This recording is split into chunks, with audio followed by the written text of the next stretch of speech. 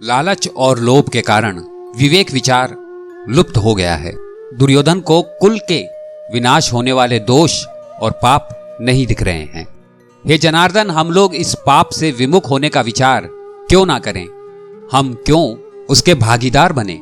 श्रीमद् भगवद गीता सार, पहला अध्याय, अर्जुन विषाद योग, 38वां और 39वां श्लोक। भागीदार।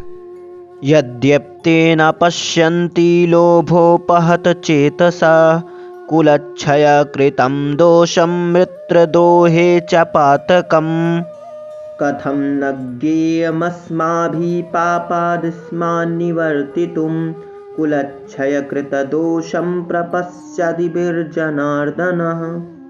अर्जुन के पास अपने सवाल हैं और साथ ही साथ खुद उनके उत्तर भी दे रहे हैं।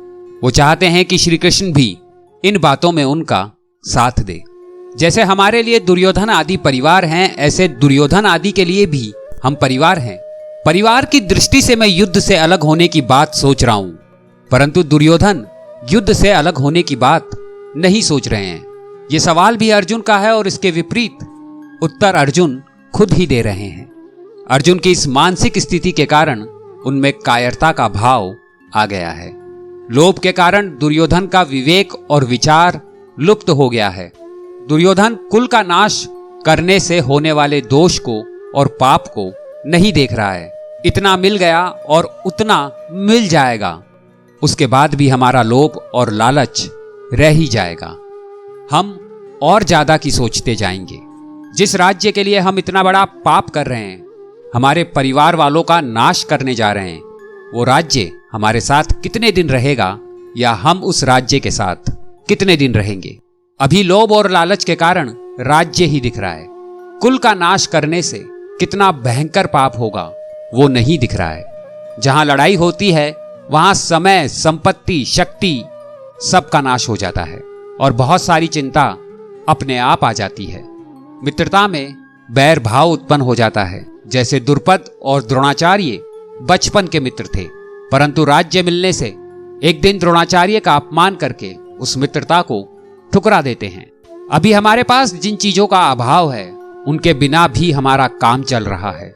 यह मैं अच्छी तरह से जानता हूं कि अगर वो चीजें हमें मिल गई और मिलने के बाद वो हमसे छूट जाती है तो उसका जो दुख है वो पूरे जीवन में कभी खत्म नहीं हो पाता।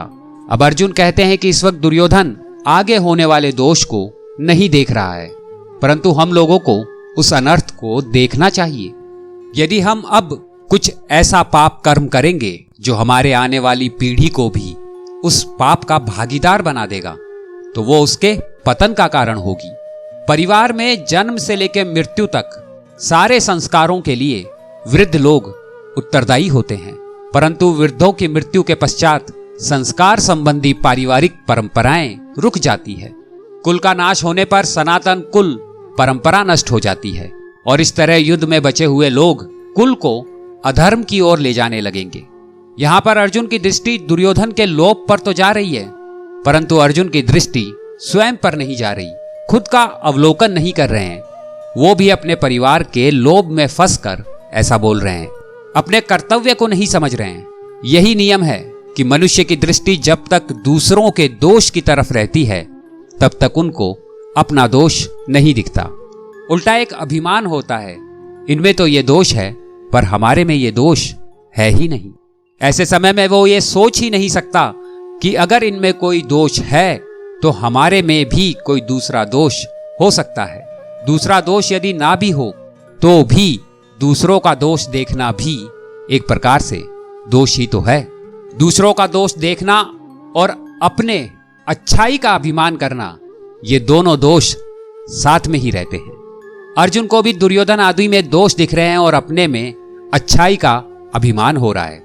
इसलिए हे जनार्दन, कुल के नाश से उत्पन्न होने वाले इस दोष को हम जानते हैं। क्या हम लोगों को इस पाप से हटने के लिए कोई विचार नहीं करना चाहिए?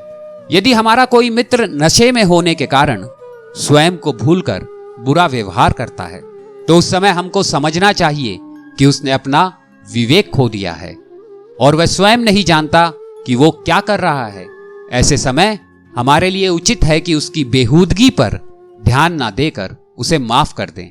कुल का नाश होने से जो बुराई आती है वो कौन सी है, उनके बारे में अर्जुन आगे के 5 श्लोक में बताते हैं।